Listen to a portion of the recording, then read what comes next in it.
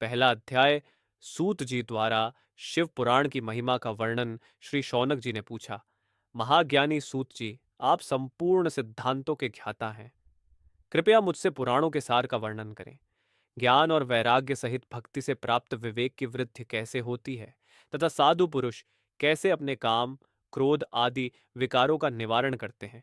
इस कलयुग में सभी जीव आसुरी स्वभाव के हो गए हैं। अतः कृपा करके मुझे ऐसा साधन बताइए जो कल्याणकारी एवं मंगलकारी हो तथा पवित्रता लिए हो।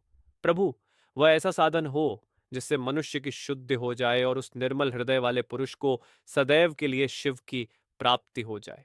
श्री सूत जी ने उत्तर दिया, शौनक जी, आप धन्य हैं, क्योंकि आपके मन में पुराण कथा को सुनने के लिए अपार प्रेम व लालसा है। इसलिए मैं तुम्हें परम उत्तम शास्त्र की कथा सुनाता हूं। वत्स, संपूर्ण सिद्धांत से संपन्न भक्ति को बढ़ाने वाला तथा शिव जी को संतुष्ट करने वाला अमृत के समान दिव्य शास्त्र है शिव पुराण। इसका पूर्व काल में शिव जी ने ही प्रवचन किया था। गुरुदेव व्यास ने सनत कुमार मुनि का उपदेश पाकर आदर पूर्वक इस पुराण की रचना की है। यह पुराण कलयुग में मनुष्यों के हित का परम साधन है। शिव पुराण परम उत्तम शास्त्र है। इस पृथ्वीलोक में सभी मनुष्यों को भगवान शिव के विशाल स्वरूप को समझना चाहिए। इसे पढ़ना एवं सुनना सर्वसाधन है। यह मनोवांछित फलों को देने वाला है। मनुष्य निष्पाप हो जाता है तथा इस लोक में सभी सुखों का उपभोग करके अंत में शिवलोक को प्राप्त करता है। शिव पुराण में 24,000 श्लोक हैं, जिसमें 7 संहिताएं हैं। शिव पुराण ब्रह्म परमात्मा के समान गति प्रदान करने वाला है। मनुष्य को पूरी भक्ति एवं संयम पूर्वक इसे सुनना चाहिए।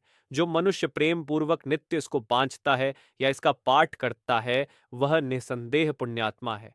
भगवान शिव उस विद्वान पुरुष पर प्रसन्न होकर उसे अपना धाम प्रदान करते हैं। प्रतिदिन आदर पूर्वक शिव पुराण का पूजन करने वाले मनुष्य संसार में संपूर्ण भोगों को भोग कर भगवान शिव के पद को प्राप्त करते हैं।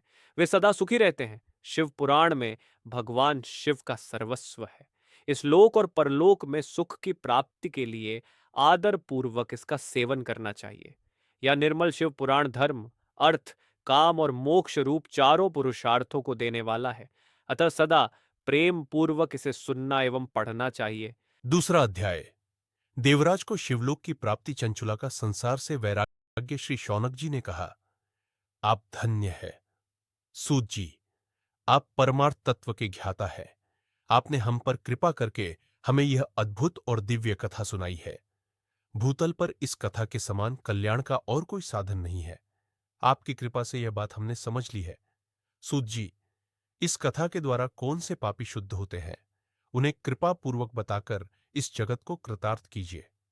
सूत जी बोले, मुने, जो मनुष्य पाप, दुराचार तथा काम, क्रोध, मद, लोभ में निरंतर डूबे रहते हैं, वे भी शिव पुराण पढ़ने अथवा सुनने से शुद्ध हो जाते हैं तथा उनके पापों का पूर्णतया नाश हो जाता है। इस विषय में मैं तुम्हें एक कथा सुनाता हूं। देवराज ब्राह्मण की कथा बहुत पहले की बात है कि रातों के नगर में देवराज नाम का एक ब्राह्मण रहता था। वह ज्ञान में दुर्बल, करीब, रस बेचने वाला तथा वैदिक धर्म से विमुख था। वह स्नान संध्या नहीं करता था तथा उसमें वैश्य वृत्ति बढ़ती ही जा रही थी। वह भक्तों को ठगता था। उसने अनेक मनुष्यों को मारकर उन सब का धन हड़प लिया था। उस पापी ने थोड़ा सा भी धन धर्म के काम में नहीं लगाया था। वह वेश्यागामी तथा आचार भ्रष्ट था। एक दिन वह घूमता हुआ दैवयोग से प्रतिष्ठानपुर, झूसी प्रयाग जा पहुंचा। वहां उसने एक शिवालय देखा जहां बहुत से साधु महात्मा एकत्र हुए थे। देवराज वहीं ठहर गया। वहां रात में उसे ज्वर आ गया और उसे बड़ी पीड़ा होने लगी। वहीं पर एक ब्राह्मण देवता शिव पुराण की कथा सुना रहे थे। ज्वर में पड़ा देवराज भी ब्राह्मण के मुख से शिव कथा को निरंतर सुनता रहता था। एक मास बाद देवराज ज्वर से पीड़ित अवस्था में चल बसा। यमराज के दूत उसे बांधकर यमपुरी ले गए। तभी वहां शिवलोक से भगवान शिव के पार्षदगण आ गए। वे कर्पूर के समान उज्ज्वल थे। उनके हाथ में त्रिशूल, संपूर्ण शरीर पर भस्म और गले में रुद्राक्ष की माला उनके शरीर की शोभा बढ़ा रही थी। उन्होंने यमराज के दूतों को मार पीट कर देवराज को यमदूतों के चंगुल से छुड़ा लिया और वे उसे अपने अद्भुत विमान में बिठाकर जब कैलाश पर्वत पर ले जाने लगे तो यमपुरी में कोलाहल मच गया, जिसे सुनकर यमराज अपने भवन से बाहर आए। साक्षात रुद्रों के समान प्रतीत होने वाले इन दूतों का धर्मराज ने विधिपूर्वक पूजन कर ज्ञान दृष्टि से सारा मामला जान लिया। उन्होंने भय के कारण भगवान शिव के दूतों से कोई बात नहीं पूछी। तत्पश्चात शिवदूत देवराज को लेकर कैलाश चले गए और वहां पहुंचकर उन्होंने ब्राह्मण को करुणावतार भगवान शिव के हाथों में सौंप दिया। शौनक जी ने कहा, महाभाग सूत जी, आप सर्वज्ञ हैं। आपकी कृपा प्रसाद से मैं कृतार्थ हुआ।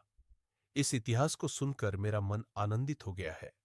अतः भगवान शिव में प्रेम बढ़ाने वाली दूसरी कथा भी कहिए।